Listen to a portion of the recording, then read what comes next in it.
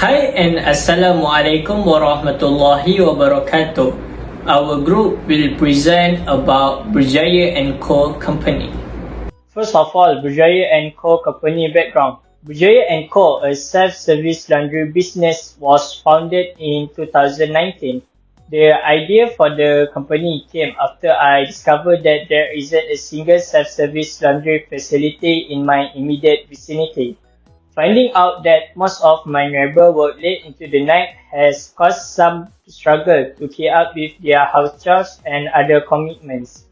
So, as CEO, I jumped at the chance to construct my own self-service washing facility on my property. Berjaya & Co. business has thrived in recent years and its finance have remained solid. Currently, I am focusing on opening 5 branches throughout Malaysia. Each branch has a minimum of 3 workers. The firm also employs a Chief Service Officer, a Chief Financial Officer, a Chief Marketing Officer, a Chief Operation Officer, and a Chief Marketing Officer. As a result, I was able to recruit Mr. Muhammad Zarif Aiman bin Zahian as the company Chief Service Officer. Mr. Khairul Azrai bin Khalid is the company Chief Financial Officer. The company Chief Operating Officer, Muhammad Mr. Azri Muaz bin Muhammad Munawar, has also been added. The last person on the list is Ashraf Wajri bin Amran, the company Chief Marketing Officer. Next, we move to planning. Planning is a basic managerial function that involves determining in ahead what needs to be done, when it needs to be finished, by whom it needs to be performed, and how it will be achieved. When a business sets its objective and develops a variety of action plans to achieve those objectives, it is acting in a strategic process. The vision of our company is to provide the highest quality of outstanding laundry service, which also fulfilling the needs of clients and growing the business at a fast pace. Furthermore, the mission of our company is increase the number of branches across the state, provide a high quality laundry service that is both suitable and ready for usage at a fair price while maintaining a positive attitude. Lastly, making use of the most up-to-date technology in the workplace is important. Next, we continue with type of plan. Standing plan.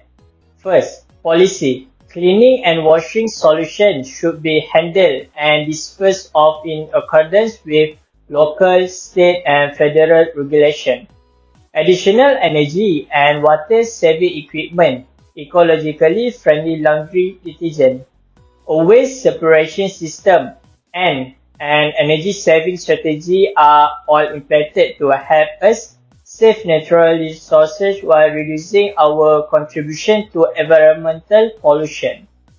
Secondly, procedure. Before making use of this laundry service, the employee on duty must give a little amount of money for the coin dispensing machine for the client so that the customer may be converted using the coin dispensing machine situated in the washing shop before the customer may use the service. Thirdly, rules. Employees are required to be on time and to provide the highest quality of service to customer at all times. Next, we move to single-use plan. Firstly, program. Building a new headquarters and training employees.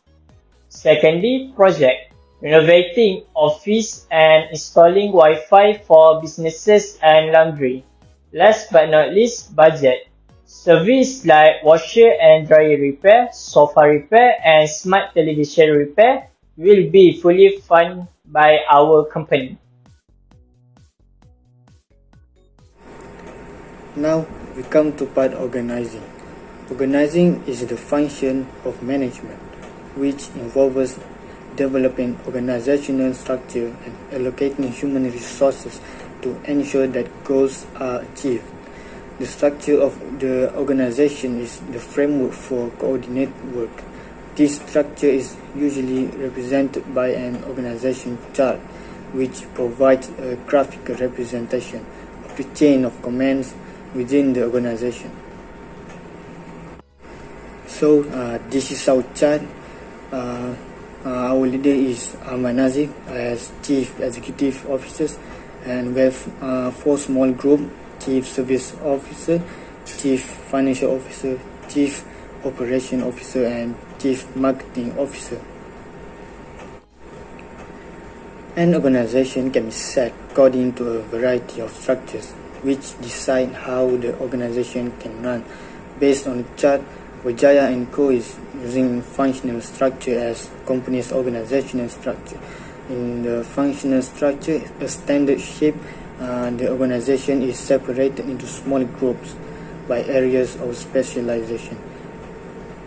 As examples are managing, finance, and operation. This departmentalization makes it feasible for employees to turn into specialists in the field.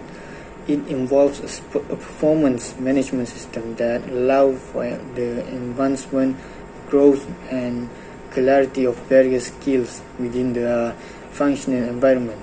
This specialization that functional structures own helps to bring about in-depth knowledge and skill development among the employees. And it will help them accomplish the organization's practical goals. So next part is span of management. Span of management consists of 2 types: wide span, which is flat structure, and narrow span, tall structure. Wide span of management means a single manager or supervisor oversees a large number of subordinates, while narrow span of management is a single manager or supervisor who oversees few subordinates. So, our company is an express self-service laundry that didn't use many employees. Therefore, this business uses a narrow span of management. The managing director, chief finance officer, and head of operation will report everything to the CEO about whatever happens in the firm. So, the last part of organizing is delegation. Delegation is the task of any duty or authority to another person, usually from manager to the subordinate, to carry through particular actions. The individual who's assigned the job remains responsible for the result of the assigned job. In this business, the chief finance officer is responsible for the business financial. Same goes to the managing director and head of operation. They've been given authority from the CEO to do the job. Assalamualaikum warahmatullahi wabarakatuh. I am Ashraf Wajdi bin Amran, and I am going to present about locus of decision making. Decision making is the process of making choices by identifying decisions, collecting information, and evaluating alternative solutions. By using a step-by-step decision-making process, we can create a more thoughtful decisions by organizing relevant information and defining alternatives. There are 2 types of decision-making: program and non-program. Program decision-making. Program decision-making is basically a conventional type, and systematic procedures have been designed for this, so that every time a problem occurs, it will not be regarded as the only problem. This type of decision used to overcome simple, common, and frequently occurring problems of established procedures. These decisions are made according to the existing policies, rules, or procedures of the organization. For instance, the company provides coin changer machines in the laundry, so customers need to convert their money first before they are able to use the washing and drying services. Non-program decision making. Unplanned decisions are usually related to more complex situations. They are novel, unstructured decisions based on undefined criteria, so they may require more psychological processing compared to planned decisions. For non-program decisions, incomplete information or ambiguous are common, and to make good decisions, managers may need to make some deliberate judgments and creative thinking. Unplanned decisions are not made on a regular basis. They also require more participation or more psychological processing. This is why they are too called unconventional or highly involved in decision making. For example, after the COVID-19 virus spread widely among the society, the government has decided to apply Movement Control Order (MCO). Hence, the company is also taking necessary actions such as further tightening laundry laws according to Standard Operating Procedure (SOP) and limiting operation hours. Hi everyone. So, in this part, I will simply explain about two components that are used in our company. I will explain how do we practice motivation method and what type of leading method that we apply in our company. Motivation in each and every employee is a must when running an organization. It is an invisible forces that will cause people to react accordingly. Motivation is a psychological process that will drive people and give them purpose and direction so that the organization can achieve their set goals.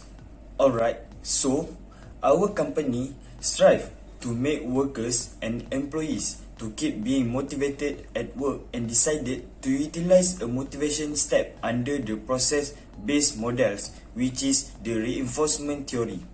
We can see here the diagram for the reinforcement theory of motivation. So I will help you to understand the process by explaining it one by one. Here, I will go through for the restraining forces.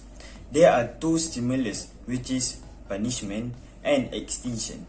For punishment, it states that when undesirable behavior rises in the employees or workers' self, it ultimately adds negative consequences. For example, in our organization, the action of arriving late to work without informing the managers are prohibited. Punishment will be given accordingly, such as increasing the work hour for that day or subtracting a small portion of that month's salary, and so on. Knowing that the workers and employees will avoid coming work late and restraining themselves from repetitively making the same mistake. The next part in restraining forces is extinction. This means in our organization Berjaya & Co., employees are allowed to clock in extra work hour for additional pay. This will benefit the organization as we do not need to hire more employees and incur more costs. However, some employees that do overtime will affect their day-to-day performance. Berjaya & Co. prioritize quality over quantity. Forbid the affected employees from doing overtime for a few weeks are one of the penalties that will be administered. The next component is driving forces. This concludes positive and negative reinforcement. For positive reinforcement, our organization also encourages the employees to give their opinion on the management itself, as this is one of the best way to better understand and improve the organization. By that, we will reward our workers with promotion and bonus. So, for negative reinforcement, in the management department of Berjaya & Co., we emphasize on the swiftness and overall standard of work. If an employee could complete his or her work earlier than expected, they will not feel the stress of deadlines. In the end, their mental and physical health will ultimately be taken care of. The names of the competent employees will be updated each month in the achievement boards. Eventually, all of the employees are going to have a healthy rivalry with each other while boost their motivation to work better. Now, we move on to the next component in our company, which is leading. By definition, leading is motivating and directing all members of an organization in order to achieve its goals. We decided to utilize a leadership approach under the behavioral theories by the Michigan University Studies. This approach pinpoints two leadership types. The first leadership is production-centered behaviors. This leadership type is more towards the production side of Berjaya & Co. as the work that is done by the employees in that department are not so taxing in the mental side of things. Let me give a few examples. Our organization's main business is providing a laundry service. The performance of all employees will be measured inside and out by their respective managers. Next type of a leadership approach under the behavioral theories is employee-centered behaviors. This leadership type is more towards the management side of Berjaya & Co. as most of the organization's decision-making process are generally made by the management. To illustrate, Berjaya & Co. advise all the employees to be active in a meeting discussion. This allows the meeting to be fruitful towards the organization. The topic of discussion is work related but can be of negative and positive opinions. One of the four major management functions is controlling. The Berjaya & Co. also apply the controlling concept that matches with their managerial system. Berjaya & Co. firstly set a performance standard such as reaching a certain number of sales and building good relationship between higher-ups and the employee. After the company has set a performance standard, the company will now measure the actual performance on the business. After measuring the actual performance, the company now will compare the actual performance with the performance standard that is set during the beginning. After comparing those two, the company can choose to make a corrective action if the actual performance is not promising. If the actual performance succeeds in having a better than the set performance, then the company can choose not to take any corrective action as it's not needed. Control management is critical to your business because it helps to check for errors and take corrective action, minimize deviation from standard, and put your project management on track. With such a framework, your company is more likely to achieve its goal. There are a few types of controlling styles in management such as feed-forward, concurrent, and feedback control. The company applies all the control styles as every single one is important on its own terms. Firstly, the feed-forward control involves identifying and preventing problems in the organization before they occur. Feed-forward control is broad, active, and preventive. Feed-forward controls are very helpful to managers because they allow managers to plan work efficiently. They can manage resources such as employees, raw materials, and capital in advance. This means the future problems can be avoided. Although feed-forward controls are costly and may slow down the planning process, they help avoid problems in the future. For example, if company knows that in the next year there will be a decrease in the country's economy value, therefore the company will increase the price of this year while decreasing the price for service for the following year. Secondly, the concurrent control is a type where if there are any problems or issues occurring, the company will correct the problems as they happen. Concurrency control involves identifying and preventing problems in the organization when they occur. This means that the system can be monitored in real time. Concurrent controls start with a standard and all employee activities are measured according to the standard. Usually, these include quality control standards. This means that product and service can be inspected when they are produced or executed to ensure that they are produced or provide the highest quality product or services. Concurrency control is important because they happen in real time. For example, if the company problems such as machine has broken or overheat, the company will take action in closing the business for a few days for sake of safety of the customers. Last but not least, the feedback control.